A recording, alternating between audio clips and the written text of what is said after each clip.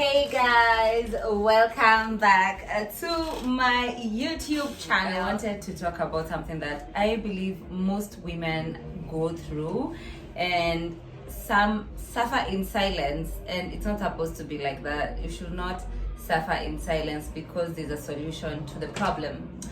I suffered for 17 good years, and to me that was like torture. And the number of times I kept imagining just have this uterus removed, like I don't need it. It only causes me pain and suffering. But then of course as I grew older I realized I can't have that as an option because I still want to have kids in future. And yeah, so that's how I embarked on a journey to actually finding a solution for my problem.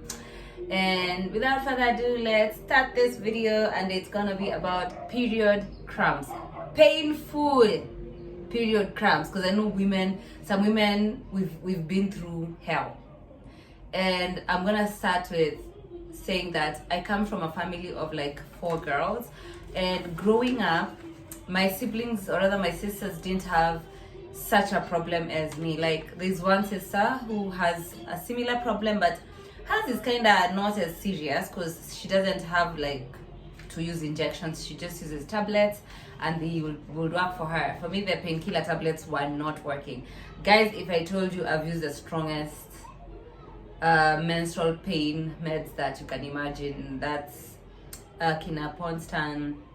The one that actually kept me going for the longest time was Voltaren, and it was really strong because it's 75 grams and there was 100 grams. So I used to use 100 grams. Even sometimes I do a double dosage or triple, depending on how bad the pain was. And then of course there are those ones like Clearbascopan, which never worked for me. Actually, it was so bad that my body would reject it. I would throw up. So yeah, guys, I advanced from Voltaren tablets, the 100 mg, to the now injection. There's the solution that you inject. And you know, you guys, I got a nurse friend of mine to show me how this thing is done, and I could be able to administer it myself. Because you can imagine waking up early and you have to be at a hospital. Hospitals are not operational until 8 a.m. and you're like stranded with all this pain, and it's bad pain. Like you feel like you're dying, guys. And I'm telling you, like my parents, or rather my mom, used to think that I'm pretending when I say like this pain is a nightmare, because they've never experienced it. So to her, she thought like I'm maybe a little bit exaggerating. And I remember my first ever exercise to do was I went jogging thinking it will help, because I think I was around 15, 16 there. I went jogging thinking it will help with the pain. Hey, if I tell you, I came back crawling home in pain. I even one time when I was almost getting home, I sat on a pavement because I was just in so much pain. I regretted why I even went jogging because it did not help a thing. It did not help a thing.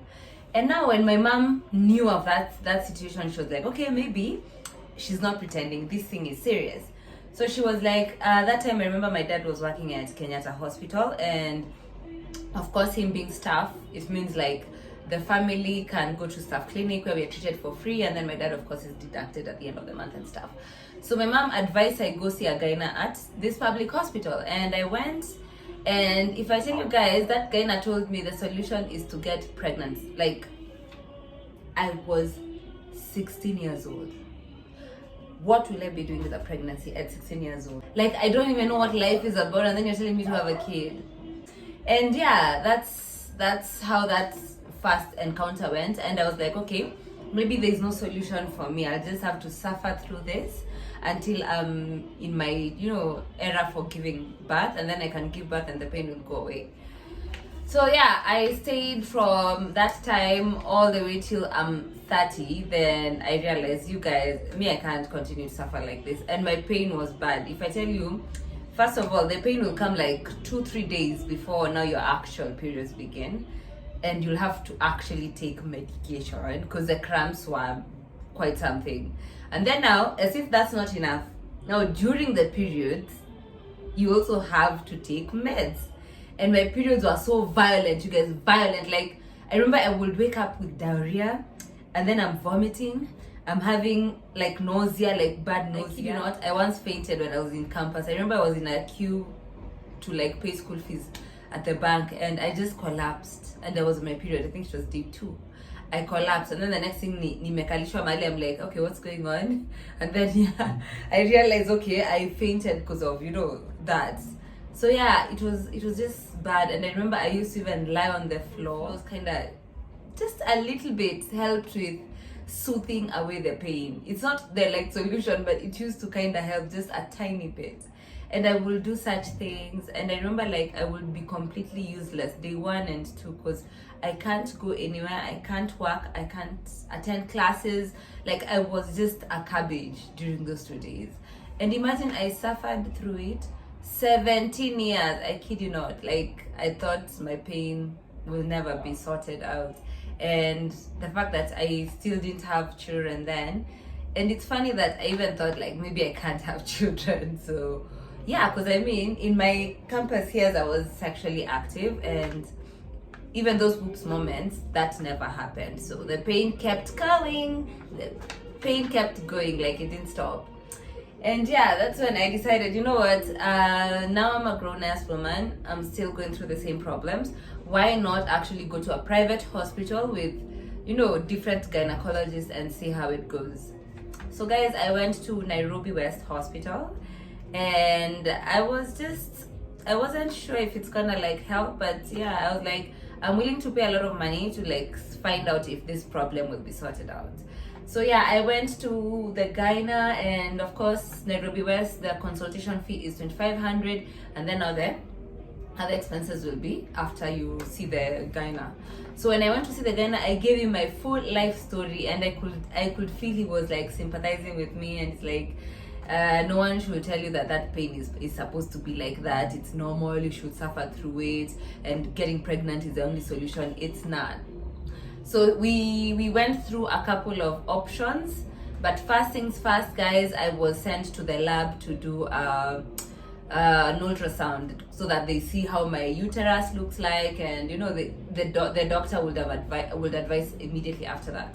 So guys, with me is actually my results, and I kept them because I was like, you know what, if anyone ever has this similar problem and they want my advice, I will refer them to what they found with me. So this is a picture of the ultrasound scan. Of course, I can't really tell what was what, but I was being told like this, that, and So guys, this is the report.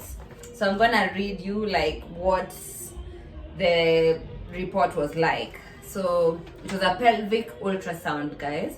So this is what it said. The bladder was well outlined. I didn't have bladder masses or calculi seen. My uterus was bulky, anteverted, with heterogeneous echo pattern.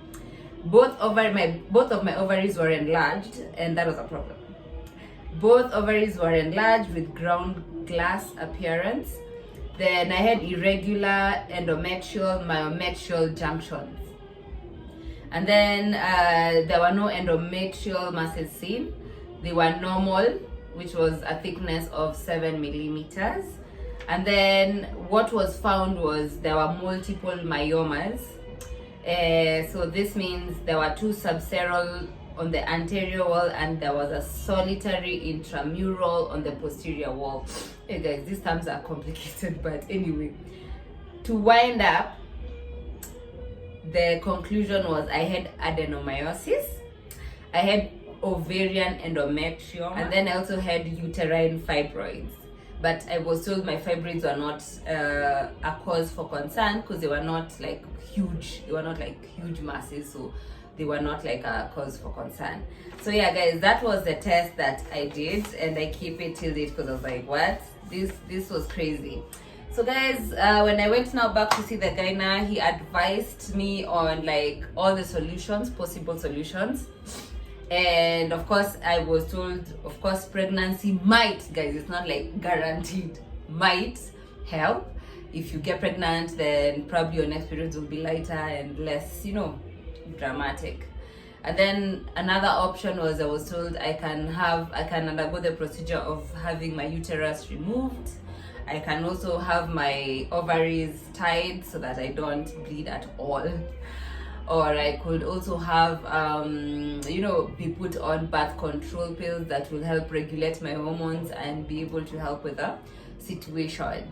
And guys, from those options, I felt like most of them were a bit invasive, and I didn't want to do that. And as I said, guys, I want to have kids. I still want to have kids. I've not given up on that journey yet. So the only option that I felt was reasonable was trying the birth control pills. But of course, I was told that there was a side effect, which would be I would add weight. And I was like, it's such a small... For me, it was like, it's not a big deal to add weight. I mean, weight can always be, fixed by going to the gym, changing your diet and stuff. So yeah, I was put on birth control for 3 months, and I was told to come back after 3 months if the problem persisted, so that we figure out what's our next course of action in terms of sorting my problem. Guys, let me tell you, after 3 months, my period pain was gone. Like, for real, my period pain was gone. And another good thing, guys, my periods, like, I used to have heavy flows. Those periods where you stand like this and then you just feel like a tap has been opened. That was me. Like, it would overflow. Like, I used to have heavy flow. Like, I think I would use like almost 5 pads a day. When on a regular, like, you can use 3, maybe 4 at most on your heavy days. I would go up to 5, 6, guys. Actually, this one time I used 9 pads. And I remember that time it's because I actually triggered it because I ate ice cream. And for me, I know ice cream, chocolate are my biggest like triggers when it comes to like heavy flow. So yeah, so I used to like really have a heavy flow, and that completely went like a turn lower. Like now I have periods which are very light, and I don't even overuse like packs and packs of, because I will use like 3 packs of pads per period. And it was wild. So that reduced, the pain went away, guys. I don't take medication anymore. Like, that's to the left, God, And for me, that was the biggest relief of my life. Of course, after I added like 15 kilos, which I still have, but I've worked hard. I've lost maybe 5 kilos. So it's a decent number. And guys, I'm really like so grateful to this doctor. His name is Dr. Yusuf. He works at the Nairobi West Hospital, and he saved my life, guys. He saved my life. I'm living well. My periods have been very, very okay now. I don't feel pain.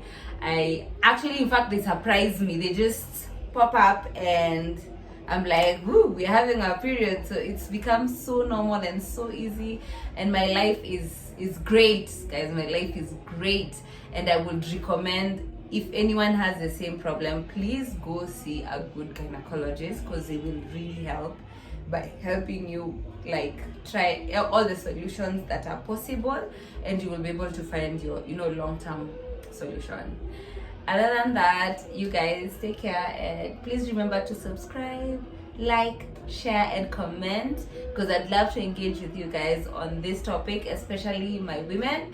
Please feel free to ask me any questions about period pains and cramps, and I'll advise to the best of my knowledge. And if you go see Dr. Yusuf, say hi, and please give thanks to him for me, because he saved my life. He saved my life, and I realized that, being a woman is not a curse. It's actually a blessing. So thank you, guys. See you on the next episode.